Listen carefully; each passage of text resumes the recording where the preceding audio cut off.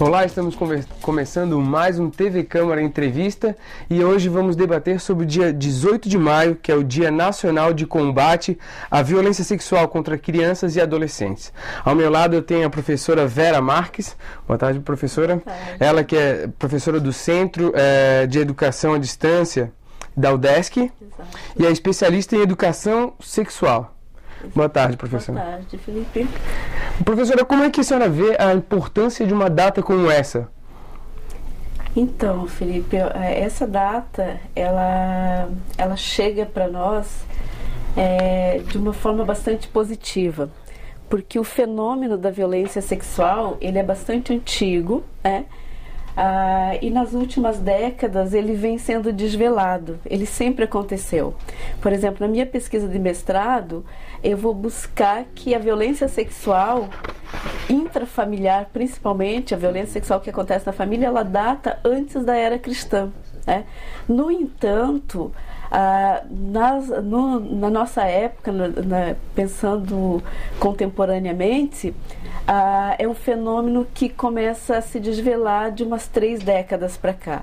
Até então ele ficava escondido, era um segredo bem guardado, como alguns autores tratam, né? Então essa data ela faz com que se fale ao menos uma vez ao ano, né? Ao menos uma vez ao ano que se fale desse fenômeno, né?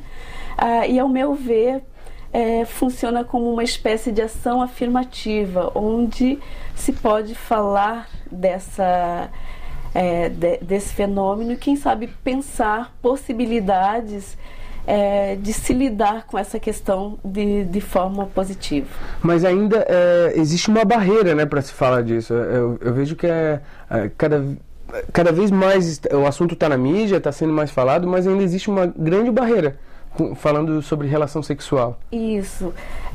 Eu tratei disso especialmente na minha dissertação de mestrado, e eu digo que a violência sexual ela ficou entre 2 tabus, que é o incesto, né, a violência sexual que acontece na família, no seio familiar, e a sexualidade, né?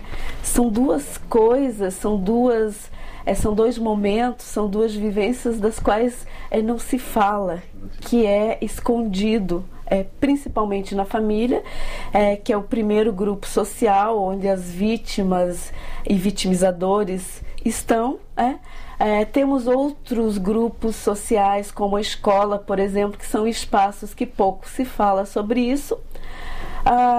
Então, me parece que 18 de maio se fala ainda timidamente. Na minha avaliação, se fala timidamente sobre isso. Eu busquei alguns dados aqui para nossa entrevista do Disque Direitos Humanos, do módulo Criança e Adolescente, que falam que de março de 2003 a março de 2011, o Disque Denúncia recebeu 52 mil denúncias de violências sexuais contra esse público, sendo que 80% dessas vítimas são do sexo feminino. É maior, mas as pessoas precisam saber também que os homens sofrem também violência sexual, né? Exato. Tem algumas coisas que são mal resolvidas por conta desse tabu do qual falávamos ainda há pouco, né? A mulher, o universo feminino ainda acaba mais fragilizado por conta da submissão feminina, a questão da sociedade patriarcal, machista, né? Mesmo em famílias onde a mulher, a mãe, é a provedora, ainda assim ela é submissa ao seu companheiro, né? Então, a violência sexual ela acaba aparecendo mais e se dá também mais no universo feminino, com as crianças e adolescentes, embora isso aconteça também com os meninos no universo masculino, mas em menor grau e menos divulgado por conta desse tabu, do mito dos relacionamentos sexuais. Nós estamos acompanhando agora toda essa polêmica aí em função da homossexualidade, dos direitos homossexuais, porque é exatamente uma compreensão equivocada de grande parte da sociedade de que os relacionamentos são heterossexuais, os relacionamentos afetivos, sexuais, são necessariamente heterossexuais. Então, Por isso, acredito que a violência sexual com os meninos apareça menos também em função disso. Mas ela existe e é bastante praticada, sim. Existe uma região mais acentuada desse percentual, ou a senhora acha que é nível Brasil mesmo, ou a nível mundial? Existe relação financeira, alguma coisa assim, de educação? A gente até usa um termo que seria bonito, não fosse trágico, onde dizemos que a violência sexual ela é extremamente democrática. Ela acontece em todas as camadas sociais, né?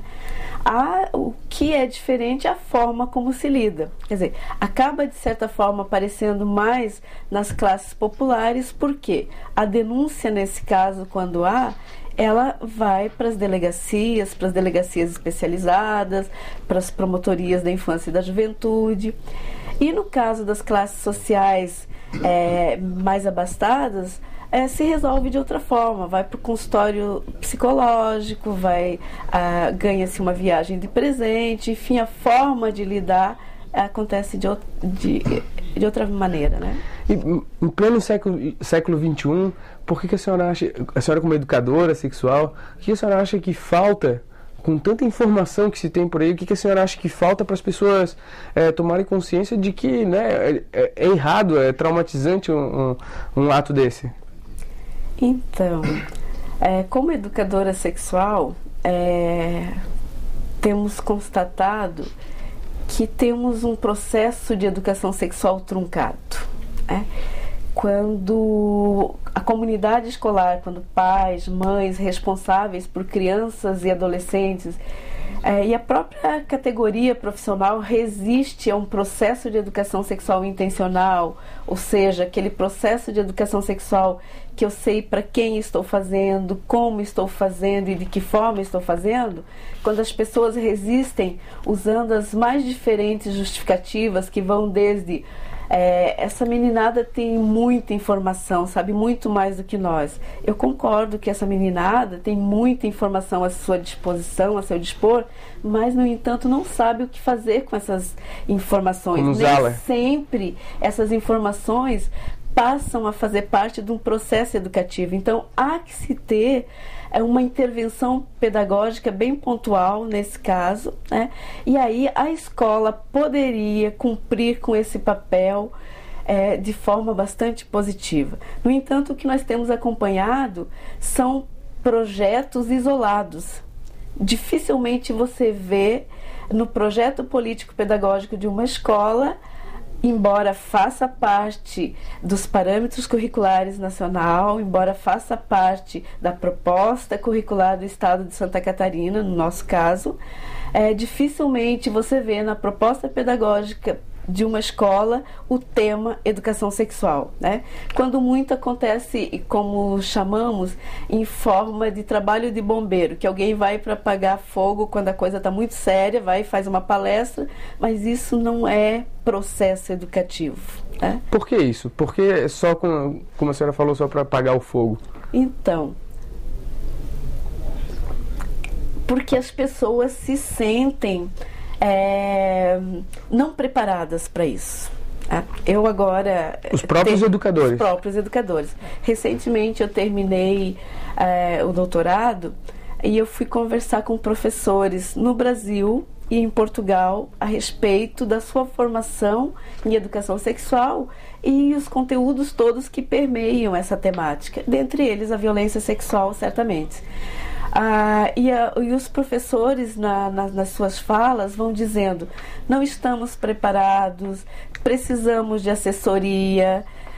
O que eles estão dizendo com isso? Eles estão dizendo: olha, nós sabemos que existe uma resistência social, sabemos que um trabalho dessa envergadura há que se ter um aporte muito maior do que simplesmente uma professora sozinha a enfrentar, porque o que as professoras brasileiras especificamente dizem é de que quando acontece alguma coisa, dificilmente a escola, e aí entenda-se escola como direção, especialistas, enfim, o corpo docente todo, né?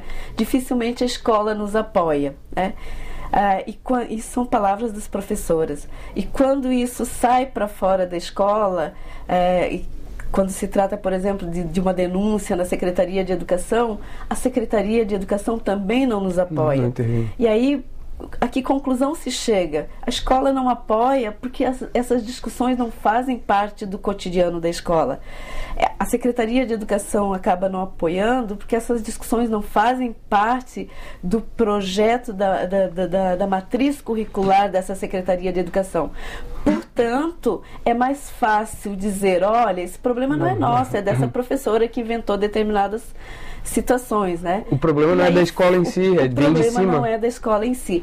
E aí, para ilustrar isso que nós estamos falando, Felipe, eu te trago, por exemplo, quando eu fui fazer mestrado há 11 anos atrás, e eu vou pesquisar a formação de professores e a violência sexual contra crianças e adolescentes, eu vou exatamente porque à época eu tive uma aluna de 9 anos que contou em sala de aula que ela vinha sendo violentada por um vizinho, que era de toda a confiança da comunidade, e essa menina dizia, professor, e o que mais me dói é que meu pai e minha mãe não acreditam em mim. Então, envolvida com essa situação, eu fui conversar com os meus pares na escola. E as pessoas à época me diziam, Vera, olha, é melhor a gente deixar isso de lado porque isso não é da nossa alçada. E isso me incomodou muito, porque eu pensava, se não é da nossa alçada, será da alçada de quem? Se é na escola onde se concentram o maior número de crianças e adolescentes, se é para a escola que se delega também a responsabilidade no auxílio do processo educativo dessas crianças e adolescentes, como é que nós vamos fingir que questões que fazem parte, que infelizmente nesse caso estão fazendo parte do cotidiano dessas crianças, não são da nossa alçada, né?